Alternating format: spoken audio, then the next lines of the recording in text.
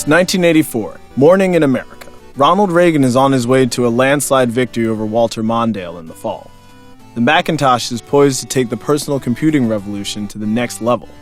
Molly Ringwald is having a rough Sweet 16. This is the single worst day of my entire life. And Run DMC's self-titled debut is about to take New York hip-hop nationwide. DMC and DJ Run! Jump, diddy, jump, diddy, diddy, jump, jump!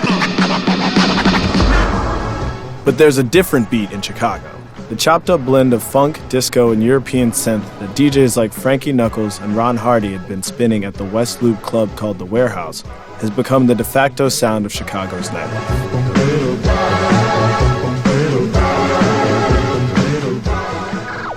Underage kids on the South Side are dancing to warehouse-style mixes, to which DJs have started adding elements of new wave and synth pop that they've heard on DJ Herb the Cool Gent Kent's late-night show, Punk Out.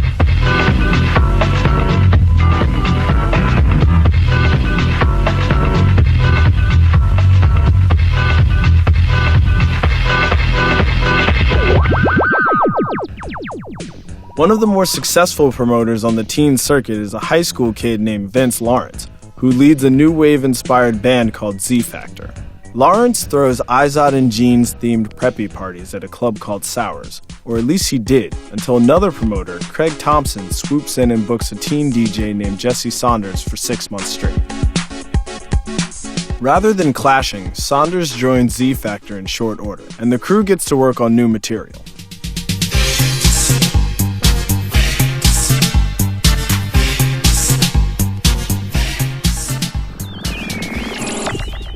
One of the staples of Jesse's DJ sets was a white label single called On and On by a group called Mock.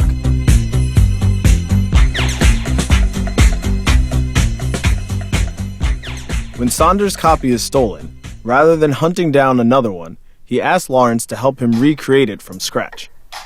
Recording on a 4-track in Saunders' bedroom, they start out playing the On and On bass line, which is basically the first 8 notes of Lips Inc.'s Funky Town, on a Roland TB-303 bass synth. By the time they've filled the track out with an 808 beat and Jesse's vocals, they've created something entirely new, and made history in the process.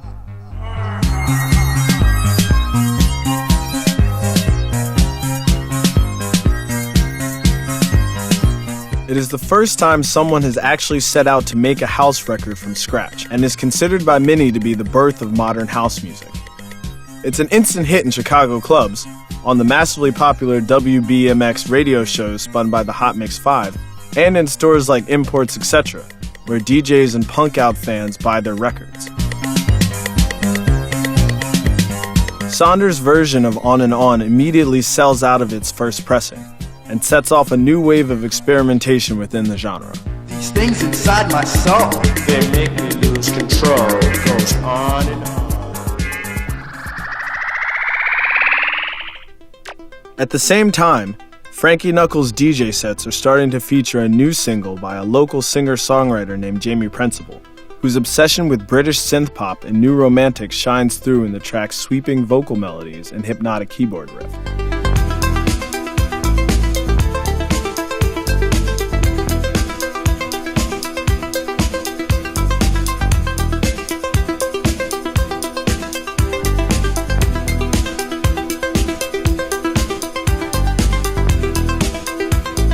Although Your Love wouldn't come out on wax for another 2 years, it's an immediate smash in Chicago clubs. Your Love is not only the first vocal house track, but the first track to really show house's pop potential.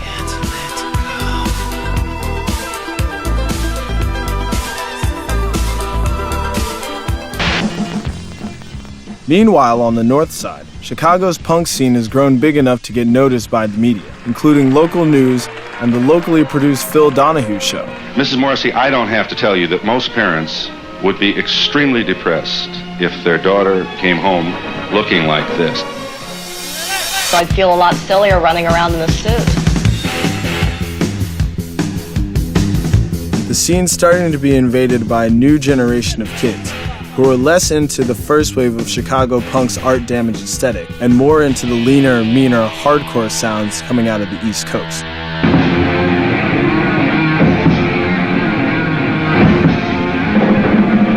They distinguish distinguished themselves as hardcore because of the fast, hard-driving political music and the rough way they danced to it. In April, the fanzine Last Rites releases a compilation tape called Code Blue that serves as a manifesto of the new Midwestern hardcore movement, collecting Chicago bands like Naked Raygun, Articles of Faith, Rights of the Accused, and Big Black, alongside Minneapolis's Husker Du and Milwaukee's D. Kreutzen. Hardcore fundamentally transforms the character of Chicago punk, replacing experimental art rock inclinations with tightly focused bursts of aggression, and trading in elaborate fashion for a very Midwestern uniform of jeans, t-shirts, and flannel.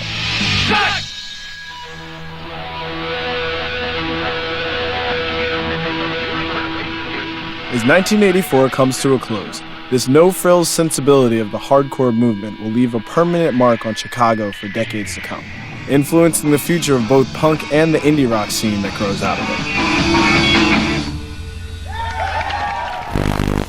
But the influence of house will arguably have an even greater impact. It will eventually spread around the world. It will spawn hundreds of stylistic descendants, lead to the birth of rave culture, touch every genre of music on every continent, and eventually become one of the main foundations for the new millennium's global pop identity. How hot is house music now? On a scale of 1 to 10, it's 12.